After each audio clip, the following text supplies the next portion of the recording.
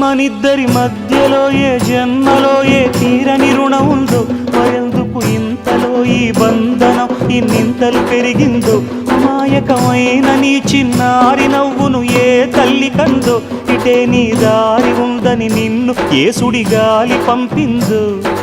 పాపం పుణ్యం దేవుడి కెరుక, పేదకు దొరికిన బంగారు కణిక, పాలు వెన్నా లేవని అనక ప్రేమను తాగి పెరగవెసిలక. వలేసే పాడు లోకం కంటపడక ఉండు నాయనక, ఇలా నా గుండెలోనే గువ్వల కొలు ఉండిపోయింక. ఇటే పోస్తే ఎమున్నైనా నిలేస్తానే, మరింక ఏ కీడు నీ వంక రాలేదు.